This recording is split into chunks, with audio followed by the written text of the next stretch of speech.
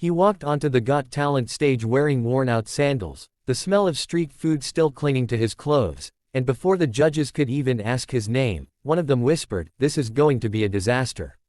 What happened next didn't just shock the judges, it stopped the entire arena cold, changed one life forever, and led to one of the most emotional golden buzzer moments of 2025. If you love real stories that prove miracles still happen, hit subscribe now and stay with us, because this story will stay in your heart long after the video ends.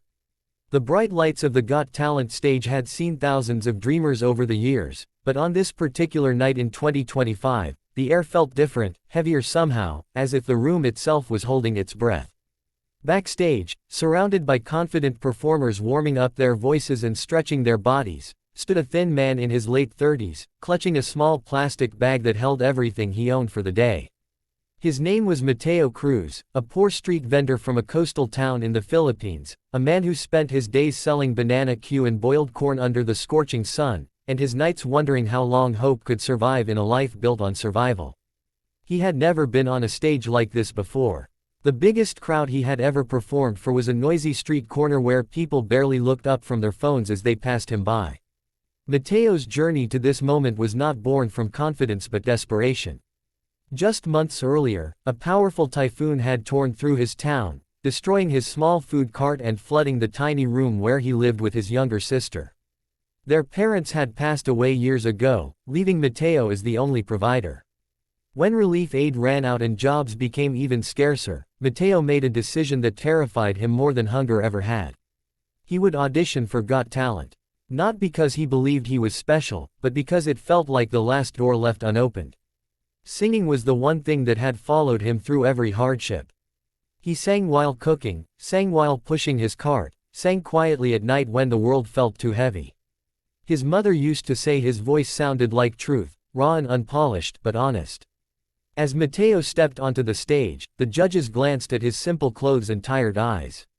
One judge smiled politely, another leaned back with crossed arms, clearly unconvinced. The audience murmured, unsure what to expect. When asked about his background, Mateo spoke softly, his accent thick, his hands trembling as he explained that he sold food on the streets to survive and that singing was his dream, though he had never taken a lesson in his life. A few people in the crowd nodded sympathetically, while others exchanged doubtful looks. This was a competition, after all, not a charity. Then came the first twist. When asked what song he would sing, Mateo announced an old English classic, a song known for its difficulty and emotional depth. One judge raised an eyebrow, another sighed quietly, and for a brief moment, it seemed like the performance might end before it even began. The music started, and Mateo closed his eyes. The first note came out shaky, almost fragile, confirming the judge's fears. Someone in the audience coughed. A judge reached for their pen, ready to make notes that would likely end in a polite no. But then something unexpected happened. Mateo took a breath, deeper than before, and his voice transformed. It grew fuller, richer, carrying a pain that couldn't be taught in any music school. Each lyric sounded like a confession, each note soaked in years of struggle, loss, and quiet endurance. The room began to change. Conversations stopped. Pens froze mid-air. One judge leaned forward, eyes widening, as if trying to understand how such a voice could come from someone who looked so ordinary. Halfway through the song, the second twist arrived. Mateo's voice cracked, not from weakness, but from emotion. Tears rolled down his face, and for a split second, the music faltered. The audience thought he might stop. Instead, he sang through the tears, his voice trembling but powerful, turning imperfection into something heartbreakingly real. A woman in the front row wiped her eyes. The camera cut to the judges, one of them visibly swallowing hard, another blinking rapidly to hide rising tears. As the final note echoed through the theater, there was silence. Not polite silence, but stunned silence. For 2 long seconds, no one moved. Then the audience erupted. People jumped to their feet, applause crashing like a wave. Mateo stood frozen, unsure if the reaction was real or just another dream he would soon wake up from. His hands shook harder now, his chest rising and falling as if he had just run a marathon. The judges began to speak, but before any formal feedback could start, the third and most dramatic twist unfolded. One judge, known for being brutally honest and almost impossible to impress, stood up. This judge had crushed dreams before with a single sentence, had made grown performers cry with cold criticism. The crowd fell quiet again. The judge looked directly at Mateo and said that technique could be taught, but what he had just delivered was something rare, something most artists spend a lifetime chasing and never find. The judge admitted, to everyone's shock, that they had misjudged him the moment he walked out. Another judge followed, revealing a deeply personal connection. They shared that they too had grown up in poverty, watching a parent struggle to put food on the table, and that Mateo's performance brought back memories they hadn't allowed themselves to feel in years. Their voice broke as they spoke, and that was when the audience realized something extraordinary was about to happen. Without warning, the judge walked toward the golden buzzer. Mateo didn't seem to understand what was happening. He looked confused, almost afraid, as if worried he had done something wrong. When the judge slammed the buzzer, golden confetti exploded into the air, raining down like a miracle. The crowd screamed. Mateo dropped to his knees, overwhelmed, covering his face as tears poured freely. He wasn't crying because he had won something.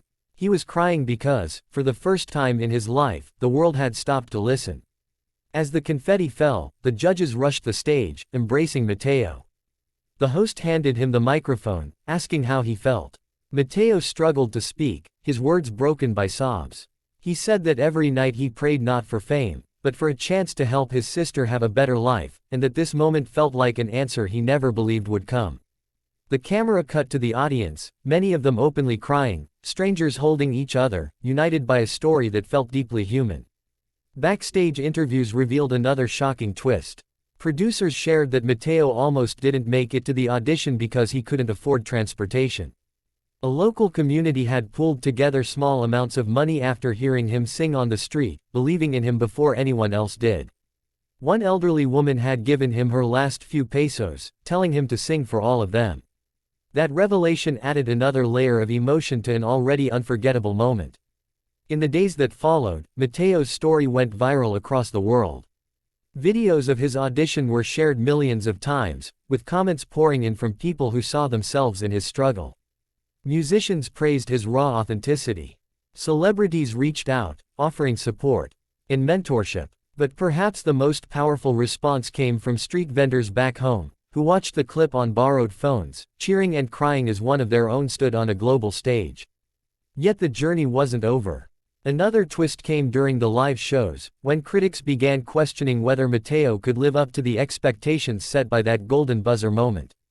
The pressure was immense. For the first time, Mateo felt fear not of failure, but of disappointing those who believed in him. He called his sister before his next performance, admitting he was scared. She reminded him that no matter what happened, he had already changed their lives simply by daring to dream. When Mateo returned to the stage for his next performance, he didn't try to outdo himself. He sang another song, simpler this time, dedicating it to street vendors everywhere. The performance didn't rely on shock, but on sincerity. By the final note, the audience was once again on its feet, proving that his first audition was no accident. Mateo Cruz's story became more than a viral moment. It became a reminder that talent doesn't always come polished, that greatness can rise from the most unexpected places, and that sometimes, all a person needs is one chance to be seen. From selling food on dusty streets to standing under golden lights, Mateo's journey was proof that hope, when carried with courage, can break through even the hardest circumstances. As this story continues to inspire millions around the world, it leaves us with one simple truth. Dreams do not belong only to the privileged. They belong to anyone brave enough to hold on to them, even when the world tells them to let go.